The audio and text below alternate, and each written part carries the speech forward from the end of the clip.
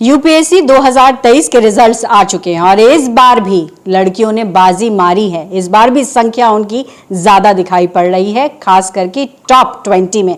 इस वक्त ऐसी ही एक टॉपर हमारे साथ है, वर्दा खान है, जिन्होंने रैंक 18 हासिल किया है। हमारे साथ मौजूद हैं। न्यूज़ 24 पर बहुत बहुत स्वागत, लेकिन सबसे पहले बहुत बहुत बधाई। Thank you so much ma'am, thank you for having me. अच्छा, जब ये खबर आई है तो उस वक्त जाहिर तौर पर पूरे घर में खुशी का माहौल होगा, लेकिन ये जानना ज़रूर चाहूँगी कि किस वक्त रिजल्ट के बारे में पता लगा और जब आपको पता लगा तो रिएक्शन क्या था घर में? जब आपने बताया तो क्या रिएक्शन था? तो जैसा कि मैंने कहा कि एक्सपेक्टेड था रिज़ल्ट कि 15th या 16th के अराउंड आएगा, तो कल 16th को ही 120 के अराउंड रिज़ल्ट आया और कोइंसिडेंटली मेरे पीडीएफ ओपन करने से पहले ही बहुत कॉल्स और मैसेजेस आ चुके थे और जिसमें रैंक का मुझे बता दिया था दोस्तों ने और वेल विशर्स ने। तो ऑब्वियसली बहुत ही इमोशनल मोमेंट था मेरे लिए भी एंड मेरी फैमिली के लिए भी। तो then only I broke the news to my family. अच्छा, तो किसको सबसे पहले बताया? मैंने सबसे पहले अपनी मदर को ही बताया और फिर उन्होंने कॉल करके मामा को बताया। अच्छा, मम्मी का क्या रिएक्शन था? यस, बहुत ही इमोशनल था। Of course we both cried for a good long time, तो यही था। अच्छा, तो ये खुशी के आंसू थे जो काफ़ी लंबी देर तक चले। जी।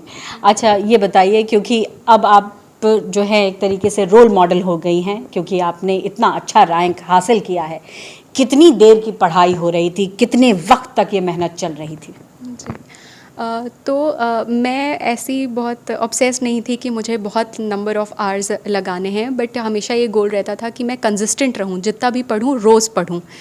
तो उसके बावजूद 8 to 9 आवर्स आई थिंक मेरे लिए क्या सभी के लिए एक फ़ीज़िबल रहते हैं, 8 से 9 घंटे। बट प्रीलिम्स और मेंस के बीच क्योंकि कम टाइम होता है, मेंस का सिलेबस ज़्यादा होता है और तब हमें आंसर राइटिंग भी प्रैक्टिस करनी होती है, तब हमारे नंबर ऑफ़ आवर्स बढ़ जाते हैं। 10 to 12 आवर्स तब हमें देने पड़ते हैं। ओके। तो ये आपका फर्स्ट अटेम्प्ट था या दूसरी बार अटेम्प्ट दे रही थी? ये मेरा सेकेंड अटेम्प्ट था। 2022 में मेरा पहला अटेम्प्ट था जिसमें मैं प्रीलिम्स भी नहीं क्लियर कर पाई थी, तो 2023 मेरा सेकेंड अटेम्प्ट। अच्छा वर्दा, आपसे ये जानना चाहूँगी कि यह ख्याल कब आया कि मुझे यूपीएससी देना है? तो आई थिंक प्रिसाइसली अगर मैं कहूँ तो ऑल्दो मेरा इंटरेस्ट इन सब्जेक्ट्स में और इस फील्ड में कॉलेज से ही रहा, क्योंकि मैं पार्टिसिपेट करती रहती थी MUNs वगैरह में और पढ़ती रहती थी इस टाइप की किताबें और आर्टिकल्स। लेकिन ये फ्रूक्टिफाई हुआ एक गोल के रूप में मेरी कॉर्पोरेट जर्नी में जब मैं जॉब कर रही थी। तो उससे मुझे एक सेंस ऑफ पर्पस नहीं प्रोवाइड हो पा रहा था या मैं नहीं सेटिस्फाइड थी उस जॉब में।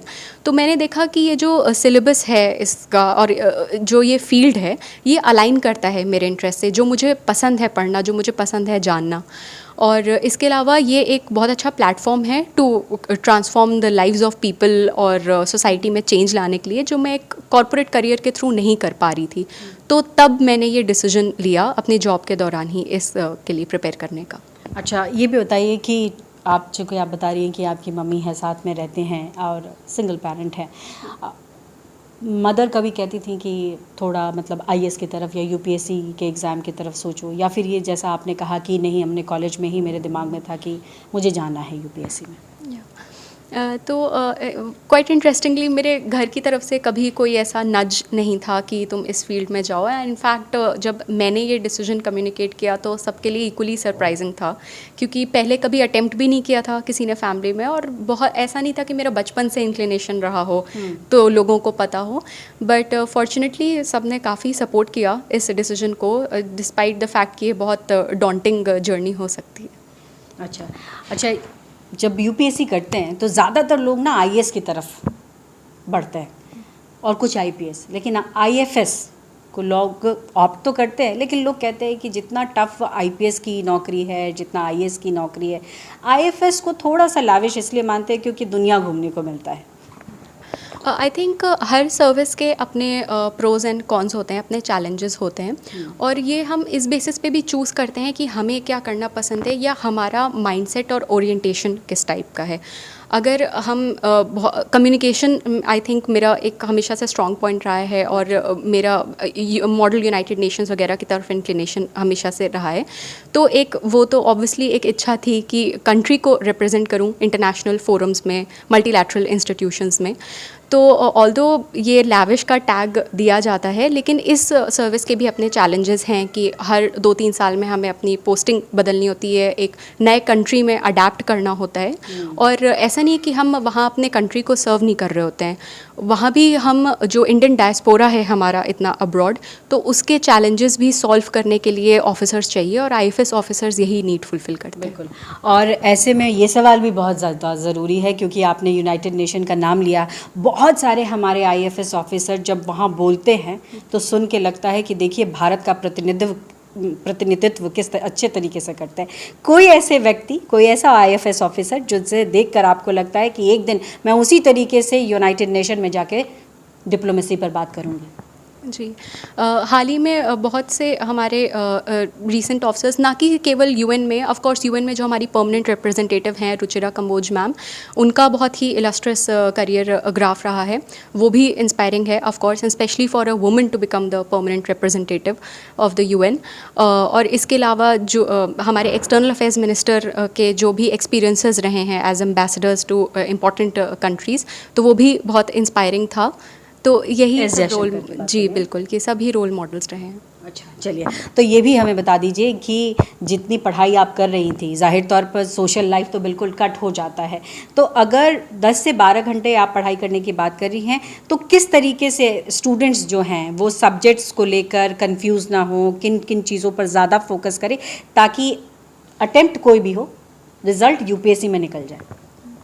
आई थिंक हमें पहले अपने बेसिक्स क्लियर कर लेने चाहिए कि सबसे पहले हम रिसोर्सेज एनलिस्ट करें कि हमें कौन सा सब्जेक्ट किस बुक से पढ़ना है, और इसके लिए बहुत सी टॉपर स्ट्रैटेजीज़ हैं, सबको पता है कि कौन सी बुक रेफ़र करनी है, तो आप रिसोर्सेज एनलिस्ट करें।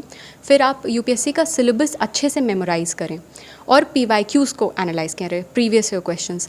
तो इससे हमें ये समझ में आएगा कि उन किताबों से जो हमने एनलिस्ट करी थी क्या पढ़ना है और यूपीएससी क्या पूछता है। तो ये 3 आई थिंक मेन चीज़ें होंगी।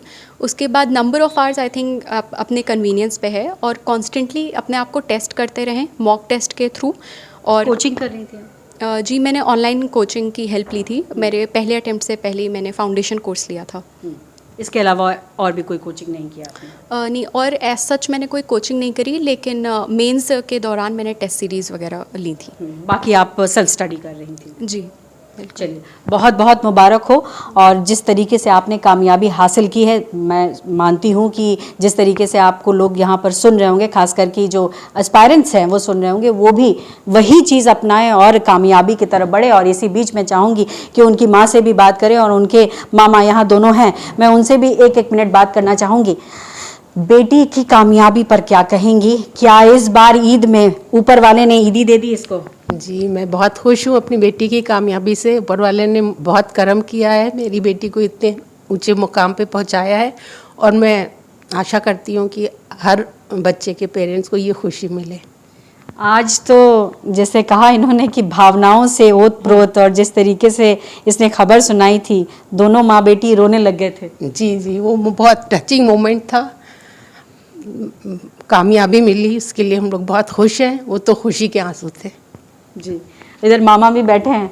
आप फौजी हैं और जी, और आज हाँ जी, मैं ब्रिगेडियर के रैंक से रिटायर हुआ, और फौजी चाहते हैं कि घर में फौजी ही हो, लेकिन बेटी तो आईएफएस हो गई ना, लेकिन वो फौजी, हमारे घर में कई फौजी हैं और आईएएम थे, एक आईएएस नहीं था। अच्छा। तो हमारी ख्वाहिश थी कि हमारे ख़ानदान से कोई घर से आईएएस बने।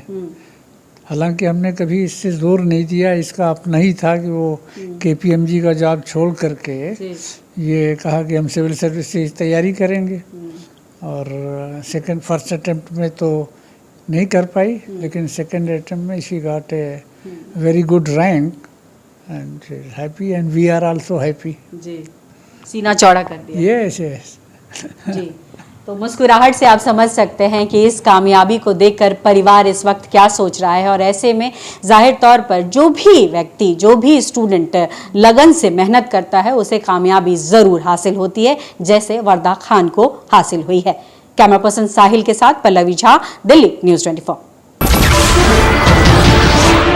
नमस्कार, मैं हूं मानक गुप्ता। अगर आपको हमारा ये वीडियो पसंद आया हो तो इसे लाइक और शेयर जरूर करें, और हाँ, हमें सब्सक्राइब और फॉलो करना ना भूलें ताकि आप देश और दुनिया की कोई खबर मिस ना करें। तो जुड़े रहिए हमारे साथ और देखते रहिए News 24।